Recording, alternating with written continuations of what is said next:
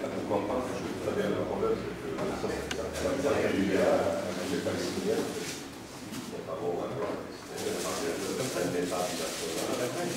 il y a un mais ça trafique.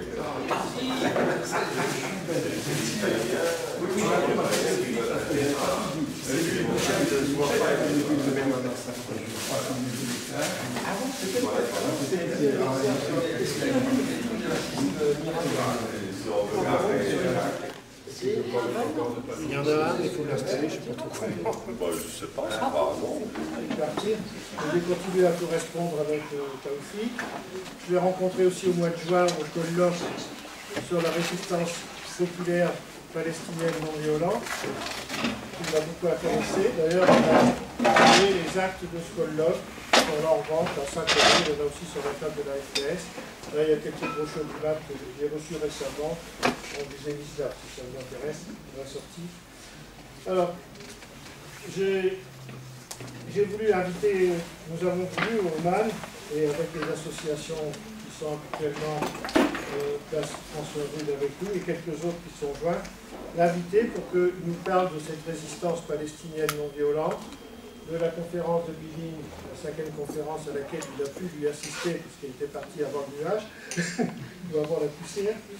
Donc, il parle de cette résistance palestinienne, de son évolution, comment du petit village de Billing elle est passée à 15, 16, 20, 30, etc. villages qui résistent de façon non violente, et quelles sont les demandes de cette conférence, quelles sont les conclusions qui ont été tirées, et aussi quel soutien on peut apporter à cette résistance. Je pense que c'est pour faire un petit programme. Voilà, donc merci encore à Taoufik et à vous. Merci, merci cher Daniel. D'autant plus que demain c'est le 2 octobre et donc c'est l'anniversaire de... C'est la journée internationale de la non-violence. Aujourd'hui j'avais mis sur les tracts qui ont été, pour ça que je n'ai pas redit, qui ont été distribués le 2 octobre chaque année depuis 2007, je crois. Je crois que la première fois c'était le 2 octobre 2007. L'ONU a décrété la journée internationale de la non-violence. Et comme on se réunit tous les premiers vendredis du mois pour soutenir le village de Billy et la résistance non violente, le 2 était un samedi, donc si on fait ça le vendredi 1er, ça ira quand même. Donc c'est dans le cadre de cette journée internationale de la non-violence qu'on fait en même temps cette conférence. Merci de le rappeler. Donc le 2 octobre, c'est également le date d'anniversaire de Gandhi. C'est la date d'anniversaire de sa naissance. De sa naissance, oui. Voilà. Donc, il sent quelque chose.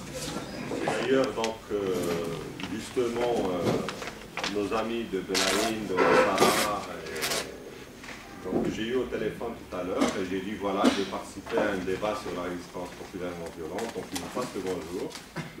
Et ils m'ont demandé de transmettre ce message, c'est qu'aujourd'hui ils ont fait des manifestations, des rassemblements un peu partout dans tous les villages. Et la consigne c'était de s'habiller à la Gandhi. Ils ont mis des draps comme Gandhi, et il y avait des Israéliens, des internationaux, des Palestiniens. Et donc ils ont fait de belles manifestations.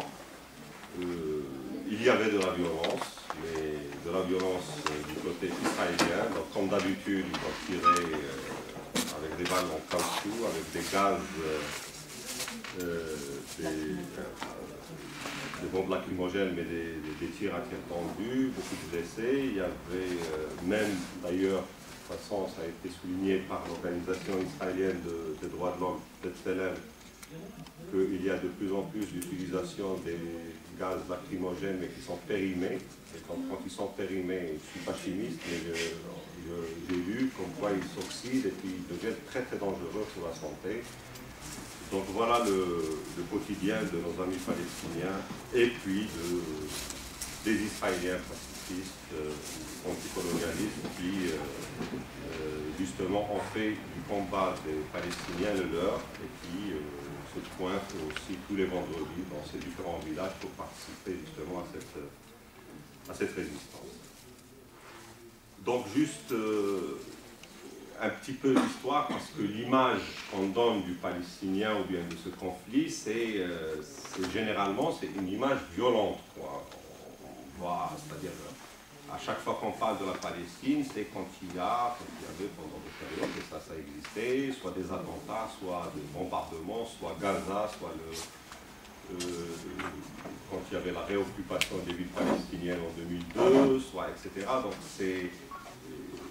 on a toujours mis en avant cet aspect de la violence dans ce qu'on appelle le conflit israélo-palestinien. Mais on oublie que le peuple palestinien, il a une longue tradition de lutte non violente. Et les premières manifestations non violentes remontent à 1936 ou même bien avant, contre l'occupant anglais, où il y avait des grèves, des ouvriers, des manifestations dans les différents quartiers de Jérusalem, de Haïfa, de Saint-Jean d'Acre, etc., et puis qui étaient réprimés à l'époque déjà par l'armée britannique dans le sang, et c'était en 1936. Cette résistance populaire et non violente, elle a également connu son apogée lors de la première intifada. C'était une intifada qui était non violente, qui était de masse et de caractère populaire.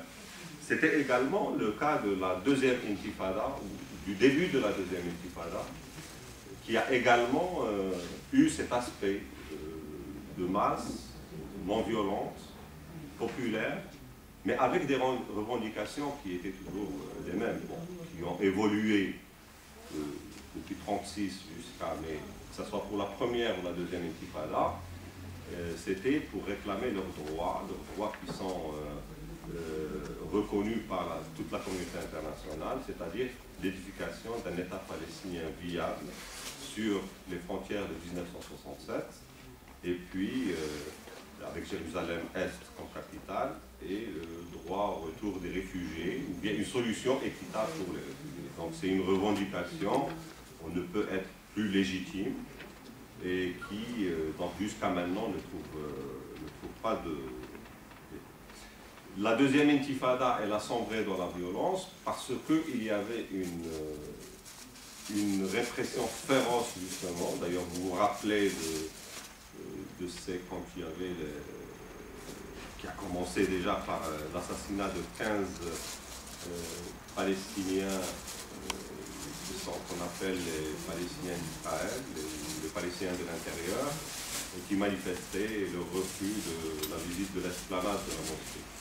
Et il y avait après ce qu'on appelait les assassinats ciblés, qui n'avaient rien de ciblé, de toute façon qui tuaient tout ce qu'ils trouvaient sur la route. Il y avait des femmes, des hommes, des vieillards, des femmes, des enfants, etc., victimes de cette répression féroce. Et d'ailleurs, c'était voulu parce que les gouvernements israéliens, il a toujours excellé dans la violence. Il pousse à chaque fois les Palestiniens justement à adopter des formes de lutte violentes parce que vu les rapports de force qui sont d'une asymétrie criante, ils ne peuvent que gagner. Et puis, ils arrivent à faire passer un autre message qui est brouillé. C'est-à-dire que ce conflit, c'est un conflit qui n'a pas d'autre nom que la violence. C'est-à-dire qu'il y a un cycle de violence, donc les uns qui commettent des attentats, les autres qui répondent par des bombardements ou bien par des assassinats, etc., etc. Et on oublie l'essentiel. Et l'essentiel, c'est quoi? C'est qu'il y a une colonisation, une occupation, une expropriation des terres, et puis la négation d'un peuple, qui est le peuple palestinien.